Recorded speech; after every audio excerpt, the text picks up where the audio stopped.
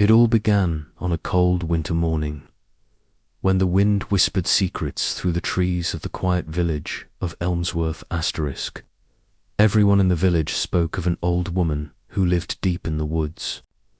Her name was Elder, and many believed she had magical powers.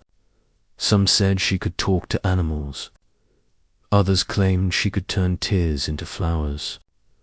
But no one really knew, because no one had dared to visit her for years. Except for one curious boy. His name was Leo. Leo was 12 years, old, full of questions and dreams bigger than the sky. He didn't believe in silly village stories. Until one day, everything changed. Section, the boy who dare one evening, Leo's mother fell terribly ill. The doctor shook his head and whispered, "Only a miracle can save her now." That night, while the village slept, Leo packed some bread, a lantern, and his courage. He walked into the dark forest, heart pounding, whispering one name in the wind. Elder. Elder, help me. Hours passed. Trees grew taller. Shadows danced. Just as he was about to turn back, a soft golden light appeared in the distance.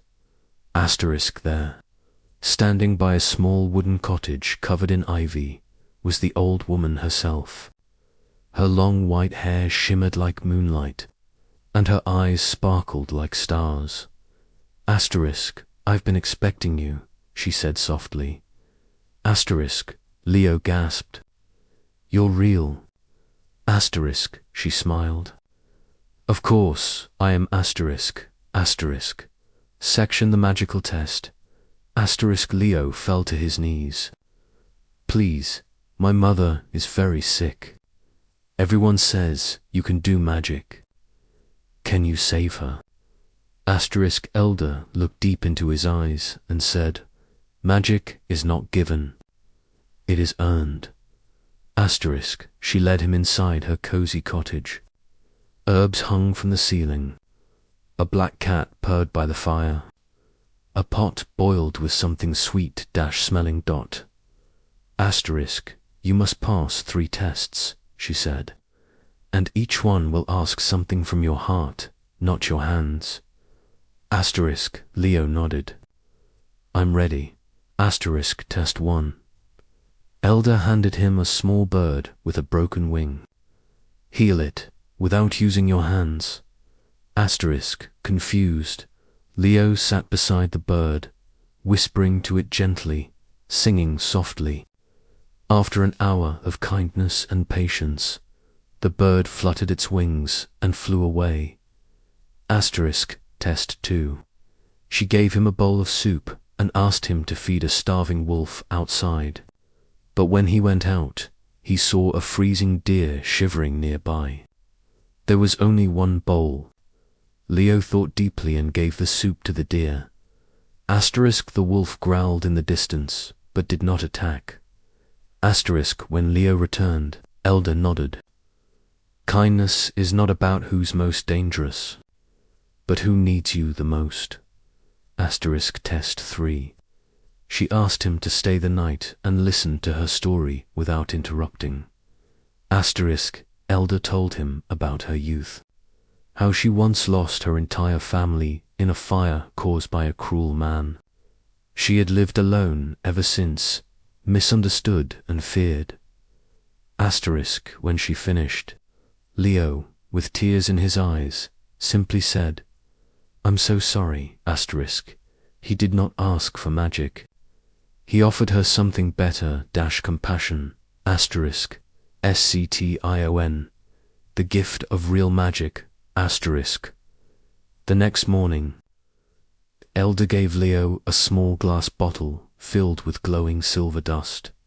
"This," she said, "is not magic for healing the body. It's for healing the heart." Confused but grateful, Leo took the bottle and hurried home. When he sprinkled the dust near his mother's bed, something unexpected happened. not a sudden miracle, but a gentle change. His mother smiled for the first time in days. Her breathing eased. She slowly opened her eyes. Over the next few weeks, she began to recover not because of magic, but because Leo had found hope, strength, and a heart full of love. And love, as Elder once said, is the strongest magic of all. The moral. What the village learned word spread fast. The villagers, once afraid of Elder, began visiting her with gifts, flowers, and apologies. But Elder didn't want gifts.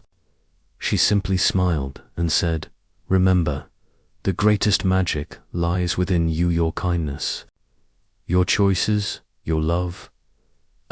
Leo became a young hero in the village, not for fighting monsters or casting spells, but for listening, caring, and daring to believe in something more.